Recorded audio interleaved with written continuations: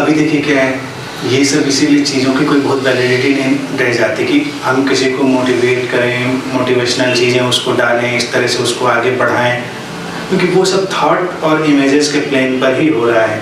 यानी किसी को बिहेवियरल इम्प्रूवमेंट सिखाएं हम, तो वो सब उसके इमेजेस, मेमोरी उसके ही प्लेन पर हो रहा है। वो कहीं डीपर उसकी जो टोटलिटी है, स्टेट ऑफ बीइंग जिसको आप कहें, वहाँ से निकल कर नहीं आ रहा है। तो पहले तो उन चीज़ों की एक इंटेलेक्चुअल अंडरस्टैंडिंग भी आ जाए, मुझे लगता है, तो वो बहुत होगी। और फिर जैसा कि मैं टर्म यूज़ करता हूँ, इंटेलेक्चुअल अंडरस्टैंडिंग के बाद इंट्यूटिव अंडरस्टैंडिंग उसको आ जाए, कि वो चीज़ें फिर इंटेलेक्चुअल ना रहकर इंट्यूटिव हो जाए, और फिर जो रियल अंडरस्टैंडिंग है वो आ जाए, अल्टीमेट अंडरस्टैंडिंग। तो उसके बाद जो उससे बिहेवियर निकलेगा वो बहुत फ़र्क हो। कुछ चीज़ें, छोटी छोटी चीज़ें बदल देने से बड़े फ़र्क पड़ जाएंगे, जिसको मुझे लगता है उसका पहले इंटेलेक्चुअल प्लेन से शुरू होना चाहिए। जैसे कि प्रेम की बात इतनी चलती, तो उसमें मैंने हमेशा एक जोड़ दिया, अब विचार के जगत की बात देखें, मैंने कहा विचार से मेरा हटा लें कि मेरा विचार,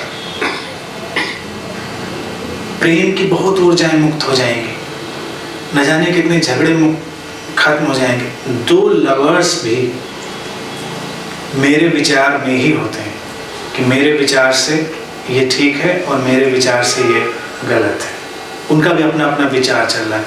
तो अक्सर प्रेमियों और पति पत्नियों के सबके अगर आप दुख दर्द सुनिए तो कहेंगे हमारे विचार नहीं मिलते।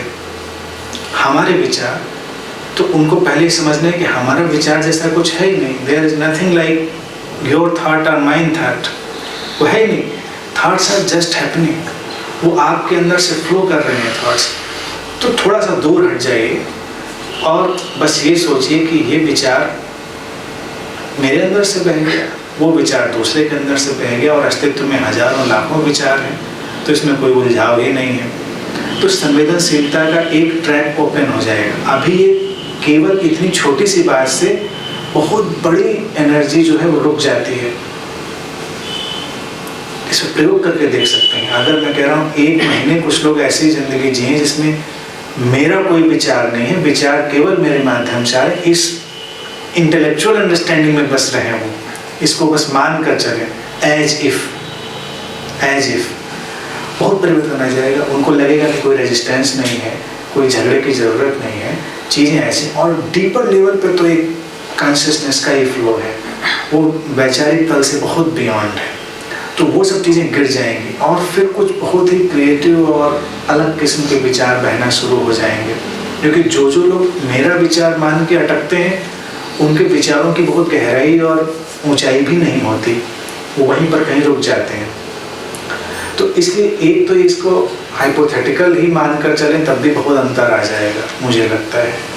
तो व्यवहार में लाना भी ऐसा नहीं है कि व्यवहार में लाना मुश्किल है, लेकिन जो डिवाइसेस सिखाई गई हैं, पुराने धर्मगुरु जो सिखाते रहे और जो आजकल के न्यू एज गुरु सिखा रहे हैं, उन दोनों में बड़ी अड़चन है, क्योंकि सिखाने पे बहुत ज़्यादा जोर है सबका।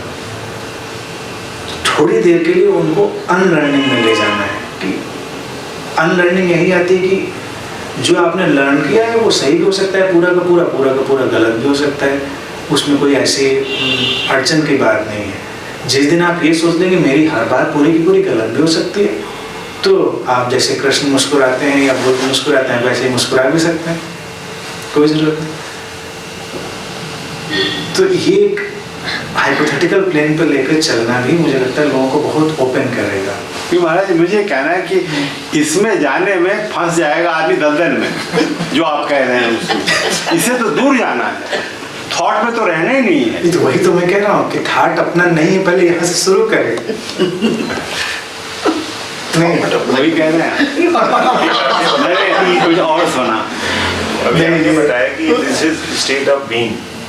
तो ये कोई गोल ओरिएंटेशन नहीं है, कभी कुछ करते ओपननेस से क्रॉस कर देंगे, ओपननेस अपने आप उसमें जाके no thought is total openness. Thought में नहीं उलझना है, लेकिन विचारों का उपयोग तो हो ही रहा होगा। बस वही करना है कि कोई विचार आपका नहीं है, थॉट्स आ रहे हैं तो उनको बस घटने दीजिए, थोड़ा पीछे हट जाइए बस। आपसे एक बात पूछनी चाहिए, और दलदल में फंस रहे हैं तो फंस जाइए। एक बात आपने स्टेट ऑफ बीइंग देखिए ठीक कि इसी कॉन्टेक्स्ट में ज़्यादा समझ में आएगा इस वक्त। मुझे पूछने में आसानी पड़ रही है इसलिए इसको कह रहा हूँ, हालांकि शायद संबंधित नहीं है कि कृष्णमूर्ति की राइटिंग्स में सब जगह एक्सट्रीम सजगता है, अवेयरनेस। लेकिन एक चीज़ वो कहते हैं जो कि जब मैं पहुंचता हूँ वहाँ पे तो मैं है क्या ये, और वो है क्या वही आपसे पूछ रहा हूँ। वो कहते हैं it has come, it is here, now it is here, it has just arrived, it has gone. है क्या ये, मैं समझ नहीं पा रहा हूँ बिल्कुल। स्टेट ऑफ बीइंग, मैं स्टेट ऑफ बीइंग समझना ना, उससे फर्क है ये, उससे फर्क है साहब, उससे फर्क। ये बहुत फर्क है। हाँ। इसको वो संक्षेप में मैं कहूँगा, फिर इस पर अलग से फिर पूरी बात करेंगे। ये एक बहुत ही मिस्टीरियस पार्ट है और वो उसी चीज़ की बात कर रहे हैं जिसकी बात मैं हैपनिंग की कर रहा हूँ। एक कॉन्शियसनेस ऑफ टोटलिटी, जो वो कहते हैं इट हैज़ कम, तो वो कॉन्शियसनेस ऑफ टोटलिटी जो है वो डिसेंड कर रही है। और कृष्णमूर्ति जी दो प्लेन पर बात कर रहे थे। वस्तुतः एक प्लेन था जो इंडिविजुअल को समझा रहे हैं। जब इंडिविजुअल को समझा रहे हैं वो, तो इंडिविजुअल के लिए उनको बहुत सारी ऐसी बातें बोलनी पड़ रही कि तुम ऐसा करो, तुम इस तरह से सोचो, तुम इस चीज़ को हटा दो, तुम इस चीज़ से बाहर हो जाओ। और जब वो कहते हैं इट हैज़ कम, तो ये इम्पर्सनल, ये इंडिविजिबल हो गया, इंडिविजुअल से इंडिविजिबल हो गया। तब उसका मतलब है कि करने वाला कोई नहीं है, क्योंकि जो आया है उसको बुलाया नहीं है, वो आया है तो कर नहीं सकते, तो उसका इंतजार करना। लेकिन वो लेवल जो है उसकी बात करना बहुत मुश्किल है, इसलिए कभी कभी उनके सेंटेंसेस के बीच में आता है, क्योंकि जब हमें पब्लिक से बात करनी पड़ेगी तो इंडिविजुअल माइंड का ध्यान रखना पड़ेगा।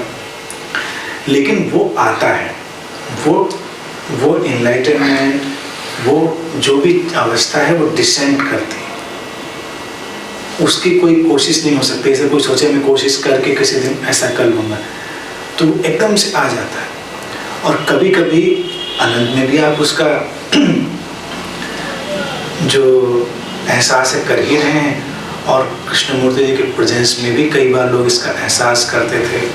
अचानक लोगों को लगता था कि बड़ी ऊंचाई पर उठ गए हैं और सब क्लियर हो गया है, कोई कंफ्यूजन नहीं है कहीं, किसी ना कोई क्वेश्चन है ना आंसर की डिमांड है, परफेक्ट क्लैरिटी। और बहुत सारे लोगों को उनको सुनते सुनते, उनको देखते देखते लगता था कि जो वो कह रहे हैं बिल्कुल दिस इज इट, यही है, कोई कंफ्यूजन नहीं। लेकिन फिर वो लहर नीचे उतर आती थी। यहाँ भी अक्सर ऐसा आप लोगों के साथ भी होता है, और वो आपके प्रयास के बिना आया है, वो आपके प्रयास से नहीं आया है, इसीलिए उसको इस तरह से वो लैंग्वेज में लेते थे। और मुझे लगता है कि मास्टर का काम यही है कि वो उस वातावरण को बना दे।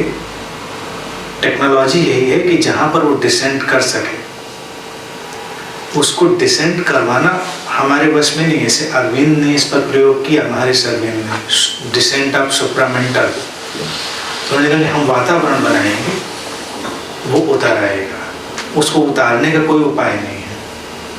तो ये चीज़ है। और जितनी ये बातचीत, बैठना, ध्यान, साधना, इसमें कुछ है नहीं, ये प्ले है, जस्ट अ प्ले।